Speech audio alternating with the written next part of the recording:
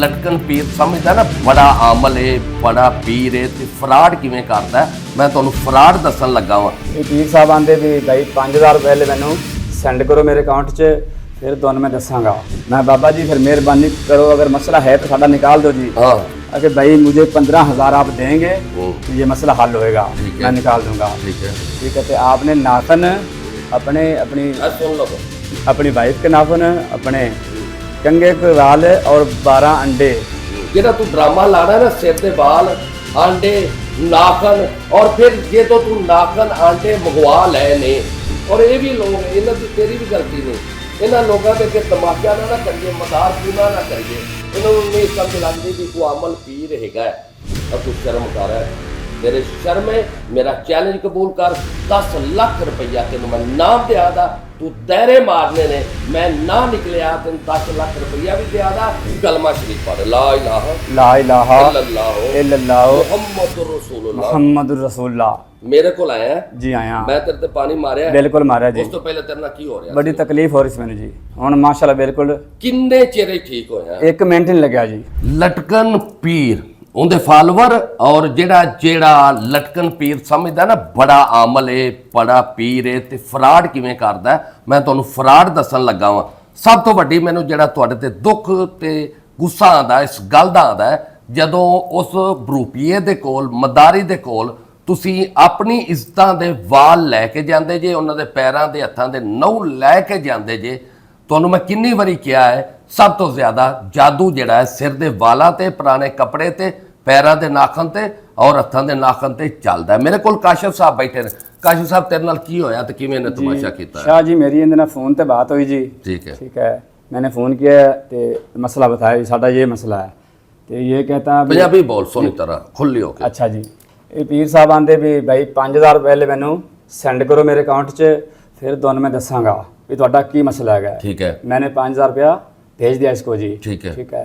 फिर आधे घंटे बाद इसने फ़ोन किया भाई दोनों मियाँ बीवी के ऊपर काले इलम के तवीज़ हैं। ठीक है मैं बाबा जी फिर मेहरबानी करो अगर मसला है तो साडा निकाल दो जी। हाँ अगर भाई मुझे 15000 आप देंगे तो ये मसला हल होएगा, ठीक है। मैं निकाल दूंगा। ठीक है ठीक है। तो आपने नाखन अपने अपनी सुन लो अपनी वाइफ के नाखून अपने कंगे के वाल और 12 अंडे पूरी बॉडी के एक रोज का वारना है। ये 12 अंडे ये तीनों चीज़ां मेरे को लेके आओ मेरे को लैके इत्थे आओ तो मैं तुहाडा काम कर दांगा जी। मैं आखा जी पीर साहब ठीक हो गया जी।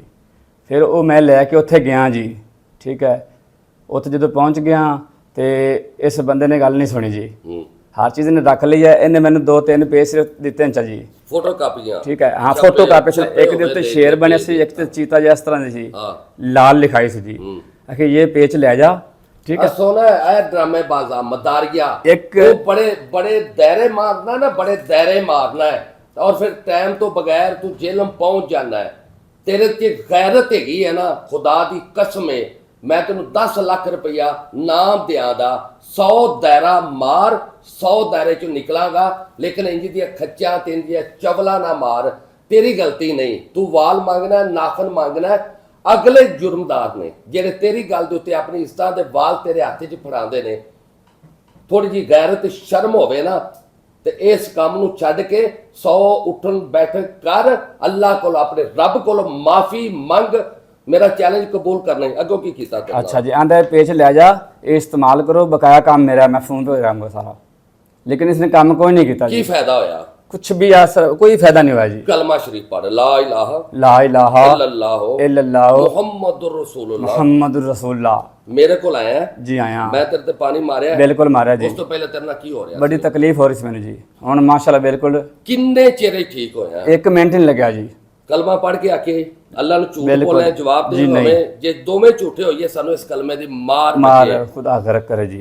सुन ले जादू 1 मिनट तो पहले खत्म होता है लेकिन छड़ दे शिफा देनी अल्लाह जात देनी हुंदी किसी नूं शिफा हुंदी है नहीं भी हुंदी असीं ये नहीं कहंदे भी सारे नूं शिफा हुंदी लेकिन एक गल याद रखना जेड़ा तू ड्रामा लाना ना सिर दे वाल आंडे नाखन और फिर जे तो तू नाखन आंडे मंगवा ले ने फिर उन्होंने करके तो दे वड़ तू इन्ने जोगा नहीं हैगा तू फराड करया कर तेरा काम है सिर्फ वीडियो लानी है एक वीडियो दे के तेरे को इलम की गल नहीं हुई फिर तू मेरी नकल लानी शुरू की मैं एम तो वीडियो बना दिया ਮੈਂ ਉਹਦੇ ਤੋਂ ਬਣਾ ਦਿਆਂ, ਤੇਰੇ ਕੋਲ ਉਹ ਵੀ ਨਹੀਂ ਬਣੀਆਂ, ਤੂੰ ਇੰਨੇ ਜੋਗਾ ਨਹੀਂ।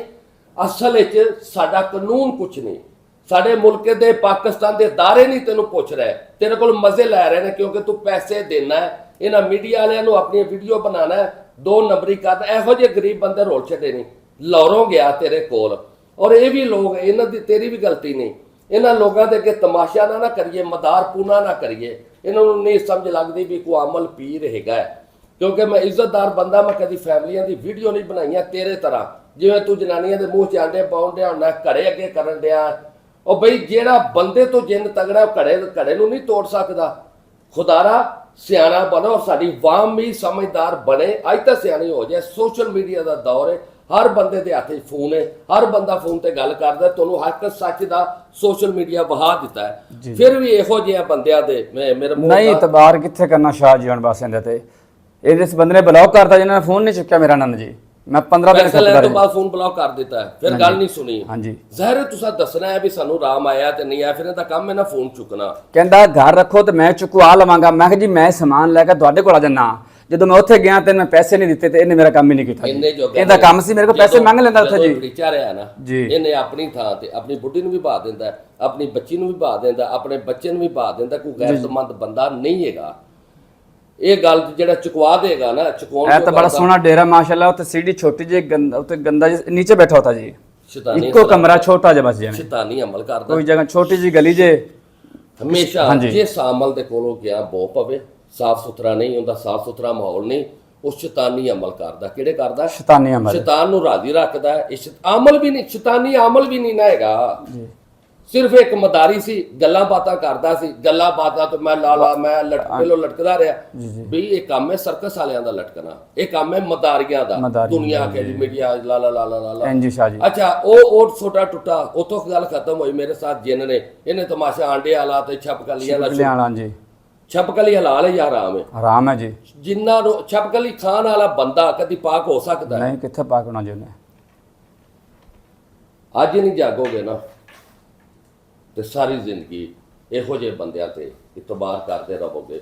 ਮੈਂ ਮੁਖਾਤਬ ਹਾਂ ਉਹਦੇ ਫਾਲੋਵਰਾਂ ਤੇ, ਕਿਉਂਕਿ ਮੇਰੇ ਜ਼ਾਤੀ ਫਾਲੋਵਰ ਬੜੇ ਸਮਝਦਾਰ ਨੇ, ਬੜੇ ਤਰੀਕੇ ਵਾਲੇ ਨੇ, ਬਹੁਤ ਅੱਛੇ ਨੇ। ਉਹ ਇਹੋ ਜਿਹੇ ਲੋਕਾਂ ਨੂੰ ਪਸੰਦ ਨਹੀਂ ਕਰਦੇ, ਲੇਕਿਨ ਲੋਕ ਅਕਤਾਏ ਨੇ, ਪਰੇਸ਼ਾਨ ਨੇ ਆਪਣੇ ਰੋਜ਼ਗਾਰ ਤੋਂ, ਬਿਮਾਰੀਆਂ ਤੋਂ, ਸਿਹਤ ਤੋਂ, ਦਵਾਈਆਂ ਖਾ ਕੇ ਵਿਚਾਰੇ ਪਰੇਸ਼ਾਨ ਹੋਏ ਪਏ ਨੇ।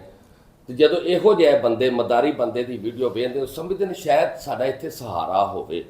ਸਹਾਰਾ ਸਮਝ ਕੇ ਜਦੋਂ ਤੁਹਾਡੇ ਕੋਲ ਆਉਂਦੇ ਨੇ ਤੇ ਤੁਸੀਂ ਜਿਹੜੀ ਡਿਮਾਂਡ ਕਰਦੇ ਜੇ, ਨਾਖੁਨ ਲੈ ਆਓ, ਵਾਲ ਲੈ ਆਵੋ, ਆਂਡੇ ਲੈ ਆਵੋ, ਜੋ ਮਰਜ਼ੀ ਮੰਗਵਾ ਲਓ, ਲੇਕਿਨ ਤੇਰੇ ਕੋਲ 10,000 ਮੇਰਾ ਕਿਰਾਇਆ ਵੀ ਗਿਆ। ਚਲੋ ਇਹਨੇ ਨਹੀਂ ਕਰਨਾ ਸੀ, ਜਿਹੜਾ 5 ਇਹਨੇ ਖਾ ਲਿਆ, ਮੈਨੂੰ ਬੜੀ ਤਕਲੀਫ ਹੋਈ ਸ਼ਾਹ ਜੀ। ਜਿਹੜਾ ਇਹਨੇ 5 ਪਹਿਲੇ ਮੰਗਵਾ ਲਿਆ ਮੇਰੇ ਕੋਲੋਂ ਦੱਸਣ ਦਾ ਹੀ, ਚਲੋ ਉਹ ਹੀ ਰਹਿਣ ਦਿੰਦਾ। ਫਿਰ ਇਹਨੇ ਮੈਨੂੰ ਸਫ਼ਰ ਬੜਾ ਪਾਤਾ। 11-12 ਦਾ ਮੇਰਾ ਕਿਰਾਇਆ ਲੱਗ ਗਿਆ ਜੀ, 2260 ਰੁਪਏ ਜਗ੍ਹਾ ਲੱਗ ਜੀ। ਹਾਂਜੀ, ਸਾਰੀ ਰਾਤ ਮੈਂ ਡਿਊਟੀ ਕੀਤੀ, ਸਾਰਾ ਦਿਨ ਮੈਂ ਸਫ਼ਰ ਕੀਤਾ ਜੀ। ਰਾਤੀ ਮੈਂ 10 ਵਜੇ ਫਿਰ ਨਿਕਲਿਆ, ਰਾਤ 3 ਵਜੇ ਵਾਪਸ। ਸਰਦੀ ਫੁੱਲ ਸੀ ਜੀ। ਸੁਣ ਲਾ, ਅਕੂ ਸ਼ਰਮ ਕਰ ਹੈ, ਤੇਰੇ ਸ਼ਰਮ ਹੈ। ਮੇਰਾ ਚੈਲੰਜ ਕਬੂਲ ਕਰ, 10 ਲੱਖ ਰੁਪਈਆ ਤੈਨੂੰ ਮੈਂ ਨਾਮ ਦਿਆ ਦਾ।